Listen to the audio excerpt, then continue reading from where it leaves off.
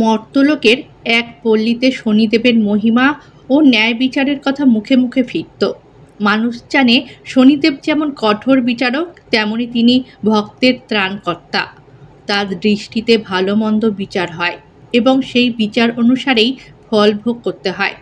তবে শনিদেবের দয়াপরতা এবং ভক্তের প্রতি তার অপার ভালোবাসা প্রায়শই মানুষের দৃষ্টিগোচর হয় না। মানুষ ভয় পায় তার সাড়ে সাতি, তার মহাদশাকে।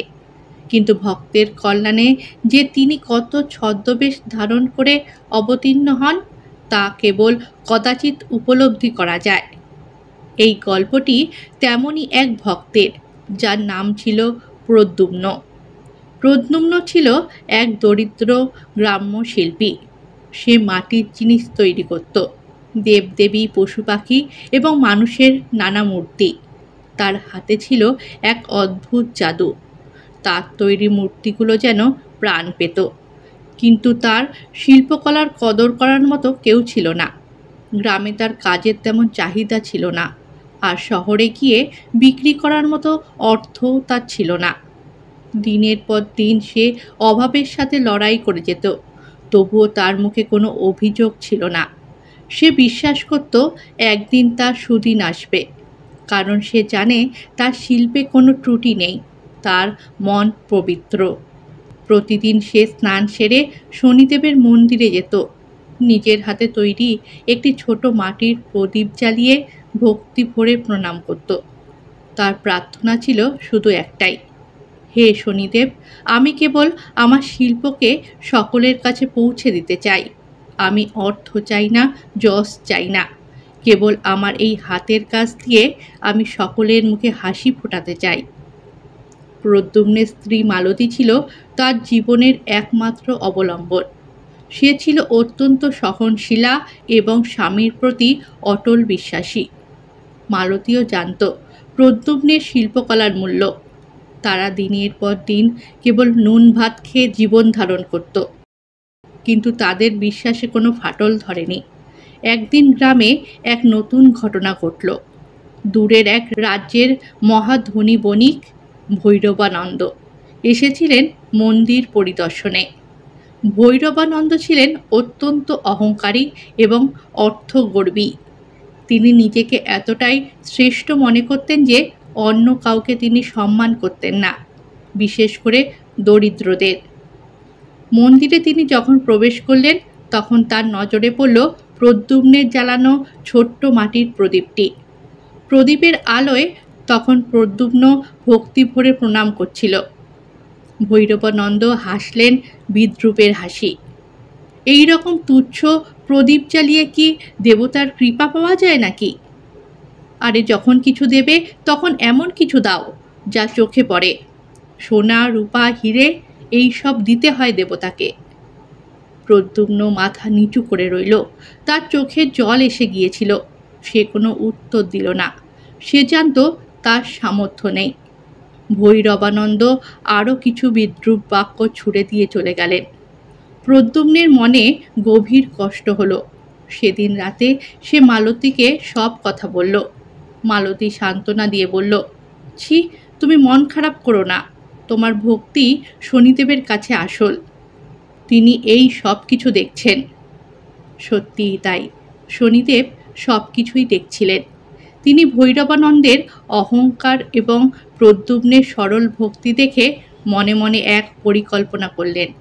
তিনি স্থির করলেন প্রদ্যুম্নের ভাগ্যের দ্বার উন্মোচন করবেন এবং ভৈরবানন্দের অহংকার চূর্ণ করবেন।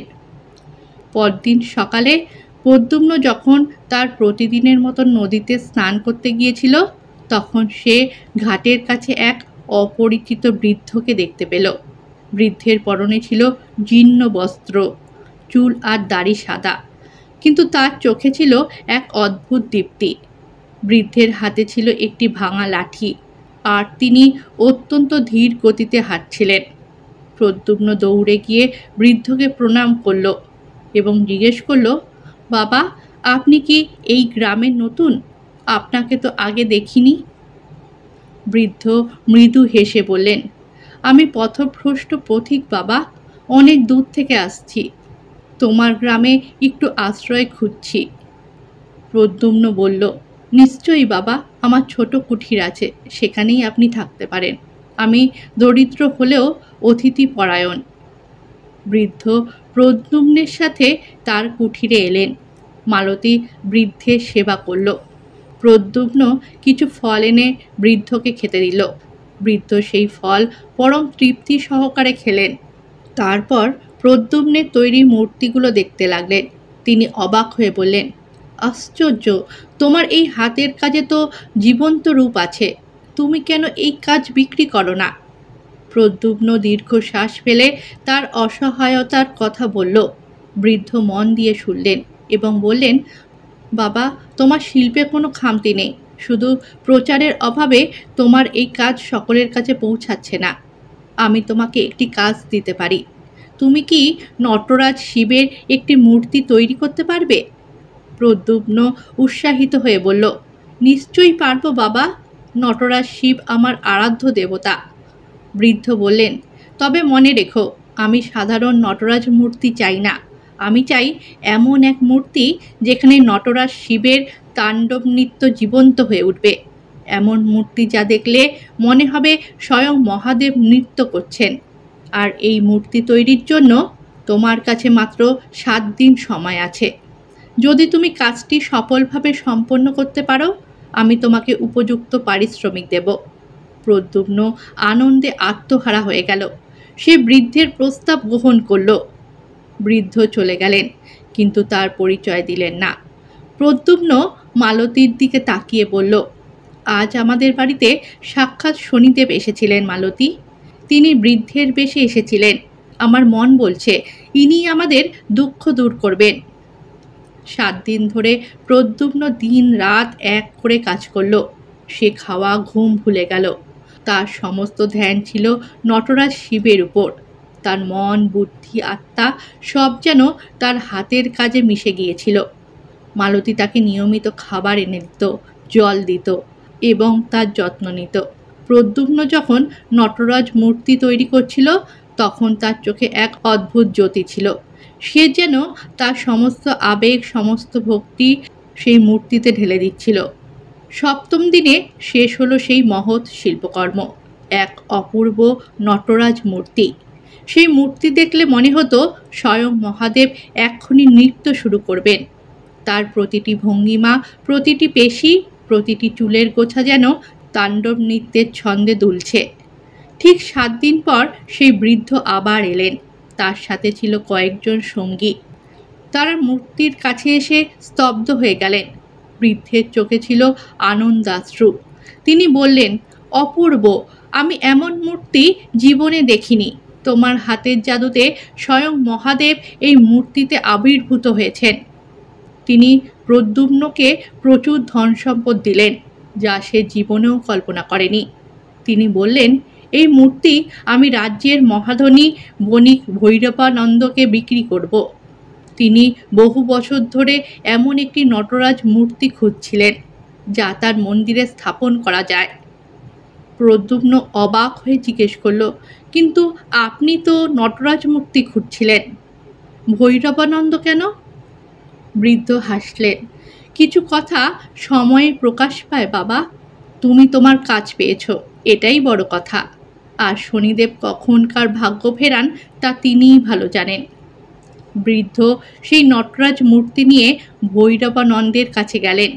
ভৈরবানন্দ মূর্তি দেখে প্রথমে অহংকারের হাসি হাসলেন। এটা কি এমন? আমি কত বড় বড় মূর্তি দেখেছি। কিন্তু যে বৃদ্ধ মূর্তির উপর থেকে আবরণ সরালেন, ভৈরবানন্দ বিস্মিত হয়ে গেলেন। তার চোখ স্থির হয়ে গেল। তিনি জীবনে এমন জীবন্ত মূর্তি দেখেননি। মূর্তির প্রতিটি অংশ যেন শক্তি আর প্রাণের স্পন্দন অনুভব হচ্ছিল। তিনি বাকরুদ্ধ হয়ে গেলেন। তার মনে হলো মূর্তির সামনে দাঁড়ালে স্বয়ং মহাদেবের তাণ্ডবের শক্তি তাকে স্পর্শ করছে। তার অহংকার চূর্ণ হয়ে গেল। তিনি উপলব্ধি করলেন এই রকম শিল্পকর্ম সাধারণ মানুষের পক্ষে সম্ভব নয়। এর মধ্যে এক দৈব শক্তি কাজ করছে। তিনি বৃদ্ধকে বললেন, আমি এই মূর্তি কিনব, বলুন এর জন্য কত মূল্য দিতে হবে? বৃদ্ধ মৃদু হেসে বললেন, এই মূর্তির নির্মাতা একজন দরিদ্র গ্রাম্য শিল্পী, যার নাম প্রদ্যুম্ন। আপনি তাকে চিনবেন। কিছুদিন আগে তাকে নিয়ে বিদ্রূপ করেছিলেন। তার শিল্পকলার দক্ষতা এবার আপনি নিজের মুখে বিচার করুন। সেই দিন আপনার অহংকারই আপনাকে বিপদে ফেলেছিল। এই কথা বলে বৃদ্ধ সেখান থেকে চলে যায়। ভৈরবানন্দ লজ্জায় মাথা নত করলেন। তার মনে পড়ল সেই দরিদ্র শিল্পী প্রদ্যুম্নের কথা, যাকে তিনি মন্দিরে বিদ্রূপ করেছিলেন। তিনি বুঝলেন এই বৃদ্ধ আর কেউ নন, স্বয়ং শনিদেব। তার নিজের অহংকারই তাকে ভুল পথে চালিত করেছিল। তিনি প্রদ্যুম্নের কাছে গিয়ে ক্ষমা চাইলেন এবং তাকে আরও অর্থ ও কাজের প্রস্তাব দিলেন।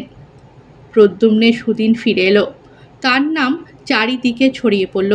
সে আর মালতী সুখে দিন যাপন করতে লাগলো। প্রদ্যুম্ন কখনোই তার শিল্পসত্তা ত্যাগ করেনি।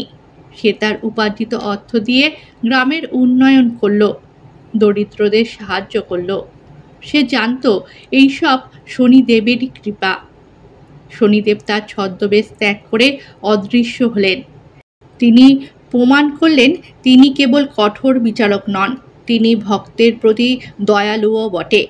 তার কৃপা যখন আসে তখন তা অভাবী মানুষকেও আলোর পথ দেখায় আর অহংকারী মানুষকে নত হতে শেখায়।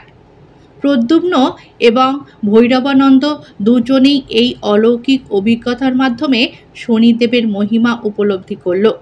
তারা বুঝল ভক্তি আর বিনয়ই মানুষকে শ্রেষ্ঠ করে তোলে, আর অহংকার মানুষকে ধ্বংসের পথে নিয়ে যায়। প্রিয় দর্শক, গল্পটি আপনার কেমন লাগলো? ভালো লাগলে কমেন্টে অবশ্যই জয় শনিদেবের জয় লিখবেন, আর ভিডিওতে একটা লাইক দিয়ে চ্যানেলটা সাবস্ক্রাইব করবেন।